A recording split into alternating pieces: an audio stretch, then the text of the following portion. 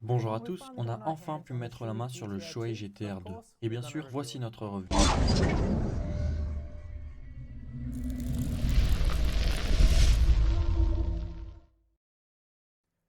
Alors, voici le GTR 2, c'est un casque très attendu que nous avons dévoilé pour la première fois à Intermode 2018, au stand Shoei, et depuis ce moment, j'avais vraiment hâte de pouvoir mettre la main dessus.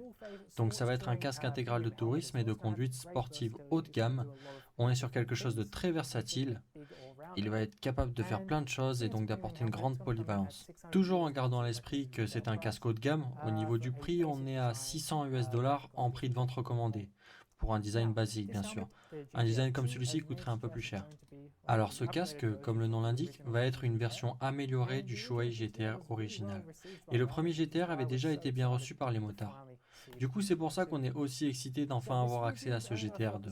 Alors, cette revue va se concentrer uniquement sur ce casque en tant que tel, et si vous voulez voir des designs, des comparaisons et d'autres choses comme ça, n'oubliez pas de jeter un œil à notre chaîne YouTube et de vous y abonner pour pouvoir rester informé de toutes les nouveautés du GTR 2.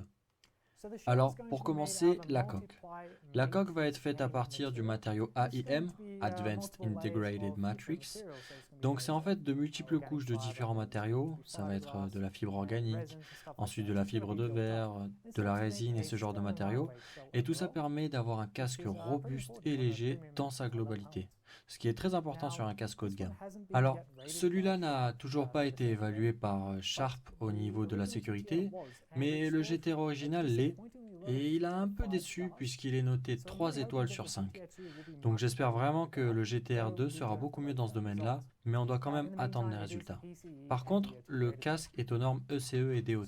Donc le GTR 2 va être disponible en 3 tailles de coque différentes, et on a pesé celle-là, qui est une taille M, et elle pèse 1,4 ou 5 kg, ce qui est un résultat assez respectable pour un casque de tourisme, sachant qu'il a une visière pare-soleil interne et d'autres choses comme ça. Donc j'étais quand même satisfait du résultat.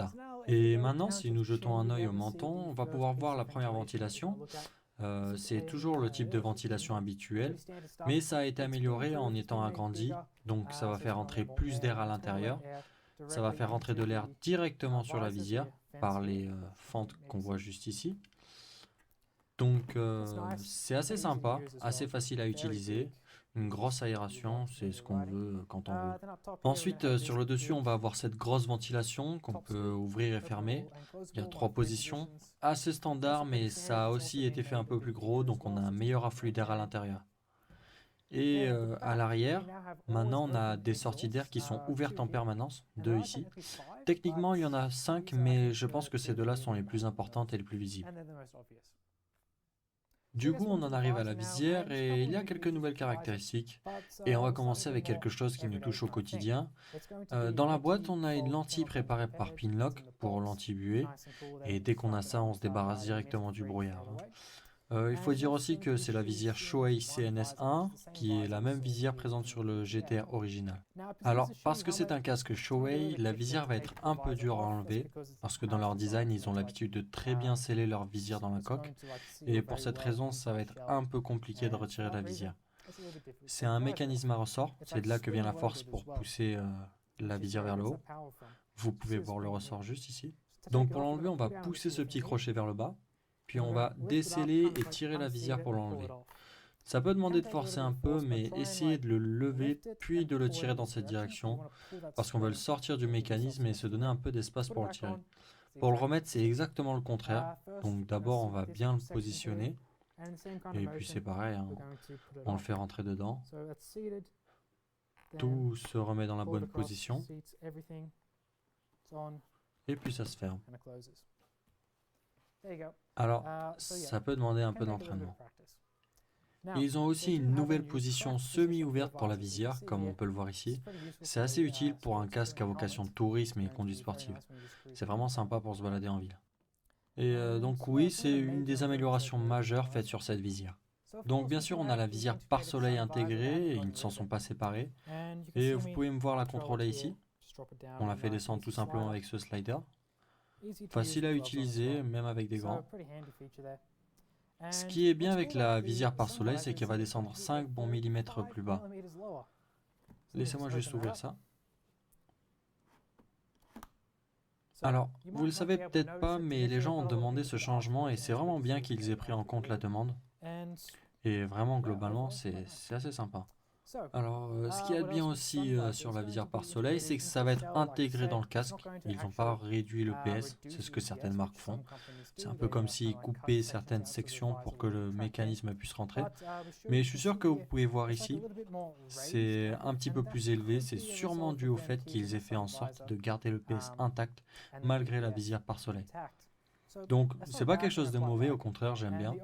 Le design global du casque est plus profilé et plus aérodynamique. Alors, maintenant, ce qu'on va faire, c'est sortir l'intérieur pour voir comment ça se passe en dessous. Donc, laissez-moi juste prendre ça et placer le casque. L'intérieur va être le Shoei 3D Max Dry. Et j'ai déjà fait la blague sur le nom 3D. Je vais pas refaire la même. Donc, cet intérieur va réduire le temps de séchage et ça devrait sécher normalement 2 fois plus vite. On peut dire que l'intérieur est relativement bien, c'est assez confortable. Je rappelle qu'on est sur un casque haut de gamme d'une marque haut de gamme, donc c'est ce à quoi on s'attend. Et ce qui me rend par contre vraiment heureux, c'est qu'on puisse enlever si facilement l'intérieur. Vous avez aussi le système pour retirer d'urgence, où vous avez juste à tirer sur ça pour tout sortir. Mais je vais pas le faire parce que je préfère le réserver pour une urgence.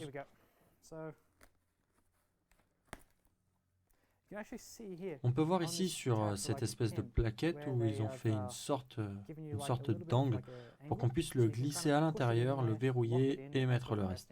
C'est une super caractéristique. Tout est beaucoup plus simple pour remettre à l'intérieur. Là, je vais juste remonter la visière pare-soleil et on va enlever le coussinet de tête.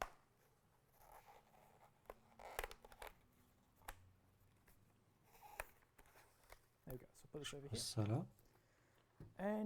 Et comme vous pouvez voir, les finitions sont très très bonnes. Il n'y a aucun fil qui dépasse, aucune trace de colle. Vraiment, les finitions sont haut de gamme et c'est ce qu'on veut voir. C'est pareil pour ça. Absolument rien à redire. C'est vraiment bien fini. Il y a différents coussinets de joue pour pouvoir ajuster au niveau de la tenue. Donc vraiment la finition est bonne, la qualité est très élevée. On peut même retourner ça dans les deux sens et c'est dur de savoir lequel est le bon. Donc la qualité est très bonne sur cet intérieur. Et au niveau de l'EPS, ça va être vraiment aussi bon. Vous pouvez voir les canaux. Il y en a beaucoup pour la ventilation. Ils sont pas très profonds, mais ça va quand même très bien respirer. Et on a aussi ce petit... attendez, laissez-moi juste l'enlever. Une sorte d'insert pour les haut-parleurs. Et donc ça, c'est le haut-parleur. On peut mettre un système de communication Sena SRL2 dessus, mais on en parlera un peu plus tard. Et vous pouvez aussi voir cet emplacement qui est réservé pour le micro. Et on peut voir aussi que l'emplacement pour le câble est prévu. J'ai aussi fait passer un test de bruit à ce GTR2, et le but étant du coup de déterminer le niveau d'insonorisation, combien de décibels sont bloqués par la coque. Le bruit pourrait être celui de votre moteur, de l'environnement et ce genre de choses. Et en tant que casque de tourisme, on s'attend à ce que ce GTR s'en sorte relativement bien. Alors, les résultats du test étaient un peu décevants. Nous avons fait le premier test qui a donné un score de 18 et le GTR2 a donné un score de 23. Donc il a seulement bloqué environ 5 décibels. Et quand on compare avec le Shoei Neotech 2 qui était capable de bloquer jusqu'à 13 décibels, ça fait quand même une grosse différence. Donc on peut dire que si on se base sur les résultats de notre test, l'insonorisation du casque est un peu décevante. Quelque chose que Shoei ont vraiment mis en avant, c'est leur partenariat avec Sena. Et c'est un peu un facteur qui divise dans la communauté. Parce que avec le Neotech 2, il y a eu un mauvais retour sur ça, et parce que en fait, ça vous force à avoir un système Sena. Parce que c'est préparé pour. Et ça se prête pas bien à être aussi efficace avec d'autres systèmes. Donc sur le GTR 2, ça va être pareil. Il va accueillir le système Sena SRL2, donc faites en sorte de rester connecté pour ne pas rater lorsque nous ferons une revue sur ce système. Et on a vraiment ces emplacements dans toute la coque, celui du micro, des fils et ces compartiments ici, qui vont vraiment correspondre spécifiquement à ce système de communication. Et ça peut être une bonne chose puisque ça réduit le bruit du vent, augmente la robustesse et l'aérodynamique et ce genre de choses. Mais en revanche, ça peut aussi limiter d'autres systèmes de communication. Alors laissez-moi vous montrer comment ça s'enlève. Je vais le faire sur ce côté. Cet outil vient de Shoei, il est compris avec le casque, heureusement, parce que c'est vraiment compliqué de le faire avec les doigts. On va juste le caler là-dedans et faire effet de levier pour le sortir. Donc, on met dedans, effet de levier. C'est assez simple à sortir, faites juste en sorte d'avoir cet outil avec vous quand même. Donc, comme vous pouvez le voir, voici le compartiment et c'est ici que vous allez du coup glisser le système de communication Sena SRL2. Le problème c'est qu'en général, ces emplacements servent à monter les autres systèmes de communication aussi. Donc il faudrait le monter autre part, plus vers l'avant ou plus au-dessus. Et c'est plus compliqué, mais vous pouvez toujours monter quand même un autre système de communication. Mais si vous voulez prendre le SRL2, alors oui, on peut le dire, c'est la meilleure option pour ce casque.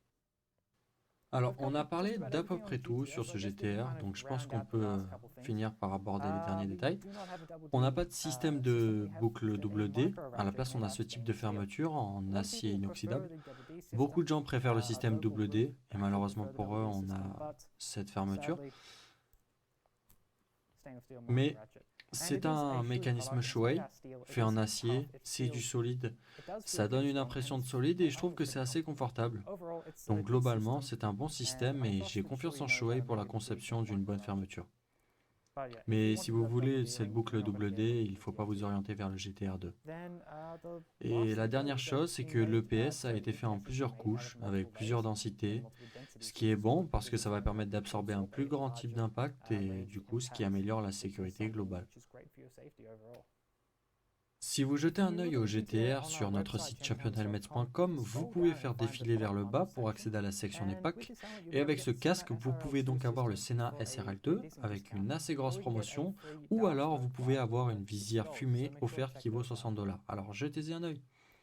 Donc c'était notre revue du Shoei GTR 2, j'espère que vous l'avez trouvé utile. Si oui, faites un tour sur notre chaîne YouTube et abonnez-vous.